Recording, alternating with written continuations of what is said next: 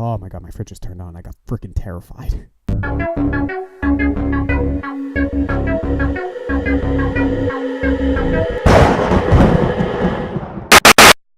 Hello and welcome everybody, my name is Charlie, and your name may be Annabelle, and if it is, I can't even right now, alright? You'll understand later. Anyway, today on this fine Wednesday, we will be counting down my top 5 horror movies. I'm basing this list on how rewatchable they are and how scared they made me, which is vary. Again, this list is based on my own personal preferences, but please do leave your top 5 down below in the comments. I'd love to know and see them. Anyway, without further ado, let us begin. Alright, we got number 5, The Blair Witch Project sits here because it was the first movie of its kind, quite honestly. Found footage took off after this movie with franchises like Paranormal Activity and Cloverfield, so it's always like, those shaky cam type deals and, all this camcorder and all that good stuff. The movie was made about 1999, not about, it actually was made in 1999. I finally watched it in 2008, let me tell you, it was terrifying. I watched it with my mother, and yet I was still just awful. I'm glad she was there though, because she was able to, console me. I don't do good with paranormal things, and that's all this movie was. It was paranormal, jump scares, you couldn't see who the enemy was, it was just freaking terrifying. The director and the producer did a good job of making this seem like real life events as well with the special features, and the acting was spot on.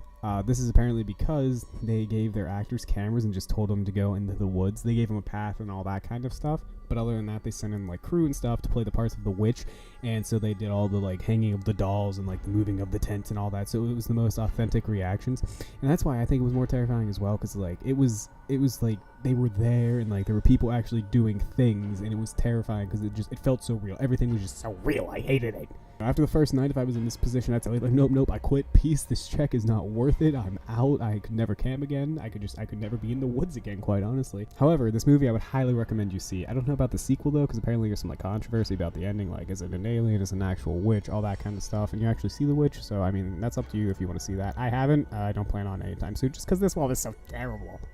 Number 4. I know I did a cool voice there. It's The Exorcist, which is a definite watch for any horror enthusiasts. I've personally never seen this movie because, again, I don't do good with paranormal. But, again, this was the first of its kind, and it spawned the whole Exorcist-type movies. So, all the possessions of Emily Rose and, Sarah Lawburn and whatever other possession movies there are, or exorcism movies there are. This was filmed in 1973, and production almost never happened because there was a fire on set that destroyed everything. However, it left Regan's room untouched, which I believe is the main character. This is a little unsettling because I don't know how I'd feel if the one room was untouched that we were filming at with all the possession stuff happening. At that point, I might think the movie was cursed, and I'd just be out. I'm just like, guys, I'm done directing. I'm peace. Somebody else can get this. The film took over a year to complete, and during the time, there were 2 deaths of actors whose characters also died in the movie, and family members of the cast also died. So there were many deaths linked to this movie, so some have said that this movie is cursed. Even during showings of the movie, many patrons claimed to have heard demonic voices when the film started, and one even passed out and hurt herself, claiming subliminal messages caused it. I don't know how much I believe that, but it's still worth saying that she passed out during this movie. That's not a good sign for a movie. A lot of controversy revolves around this one, but it's a definite must-watch for the Halloween season, guys. You gotta go see it. Number 3. We're moving on from the terrifying to the spectacular. We have zombie movies. I can't just pick one, so a couple of my favorites are Scout's Guide to the Zombie Apocalypse, Night of the Living Dead, Land of the Dead, 28 Days Later, Resident Evil, and Shaun of the Dead.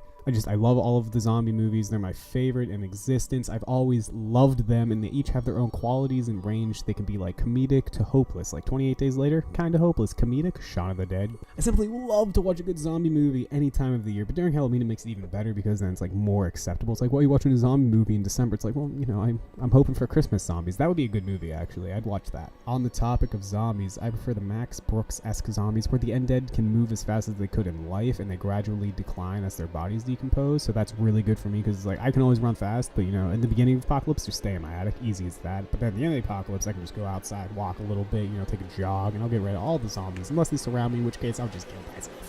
Honestly, I can make a whole series on just talking about zombies, but for now I'm just going to let it go at my number 3 spot, that you should be watching this Halloween season because they're just spectacular. Zombies, ghouls, whatever you want to call them. Alright, so at number 2, we have Halloween, and how can you have a Halloween season without a movie that has the namesake? Halloween sits here because Michael Myers is one scary man. I cannot deal with him at all. I just got over my fear last year of him, and it's terrifying. He's simply terrifying.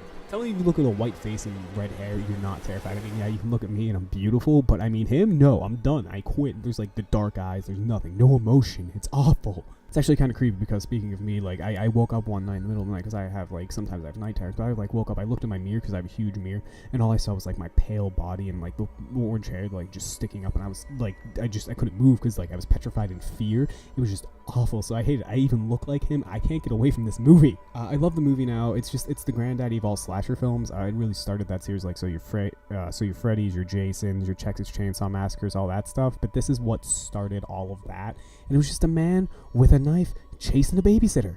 Now, I don't love slashers, but this is pretty solid, and I definitely stayed in my memory. The score is perfect, and the first time I watched it, it was an old creepy house at the age of 6, and my brother was asleep on the couch.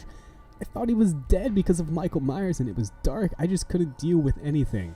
Not even the Girls Gone Wild commercial that came on afterwards could make take my mind off of Michael Myers, because it was just so awful, because this movie could just happen anywhere.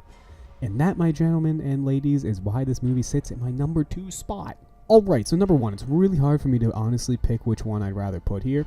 I've never seen either of these movies the whole way through. Annabelle is just too creepy and scary because you expect the doll to do something, but it's the spirits inside and she doesn't move, and it's awful. It's just awful. At first I was like, alright, cool, just a cult killing people. I've seen Charlie Manson, not that scary. But then the supernatural started and I was done a fourth of the way through. I never watched this movie again. It's just, I can't deal with, like, the doll and, like, the killing and, like, the sewing machine scene. It's just, like, and it was just, I'm done. I quit. I can't, too much suspense. It was just such a perfectly made movie, horror-wise. Alright, then there's the Babadook, which is just like, nope, I haven't even seen it. I'm not gonna see it. I'm not gonna kill myself that way. Honestly, editing these clips together is pretty terrifying. And since I've never seen the movie, let me just give you a short summary, alright? I'm gonna read this off. Amelia Vinnick is a troubled and exhausted widow who has raised her 6-year-old son Samuel alone after her husband Oscar's death from a car accident that occurred as he drove Amelia to the hospital during her labor. Sam begins displaying erratic behavior. He becomes an insomniac and is preoccupied with an imaginary monster, against which he has built weapons to fight. Amelia is forced to pick up her son from school after Sam brings one of the weapons there. One night, Sam asks his mother to read him a pop-up storybook. How cute. Mr. Babadook. Ugh. It describes the titular monster, the Babadook, a tall, pale-faced humanoid in a top hat with pointed fingers who torments its victims after they become aware of its existence. Amelia is disturbed by the book and its mysterious appearance, while Sam becomes convinced that the Babadook is real. Sam's persistence within the Babadook leads Amelia to often have sleepless nights as she tries to comfort him. Then she tries to destroy the book, and from there you can just imagine all hell breaks loose. Honestly, this isn't my cup of tea, and maybe one day I'll watch it, but there's not gonna happen unless there's like a group of like 5 people, and like there's a lot of like something involved. I don't even know. It has to be like morning. I'm talking like, let's say like noon, so the sun's coming in my windows. It has to be a 1-room house because I'm not dealing with multiple rooms, and I have to be able to just sleep there on that couch with multiple people because I'm not dealing with other things that day. Thank you for joining me for this countdown of my top 5 horror movies, and I do hope that you watch them. They're pretty good, like I said. I've never watched a couple of them just because I'm so like a little chump, but I'd suggest that you watch them. As for you, Annabelle, now you see why I was so hostile, but I'm sure you're an amazing person and not some creepy doll. But if you are a creepy doll, please stay the frick away from me. Again, leave your top 5 list in the comments below, and toodaloo, I love you. Hey guys, hope you really liked that video. And if you did, please like, comment, share, and subscribe. You should also check out our Twitter, Facebook, and Tumblr. See you again soon!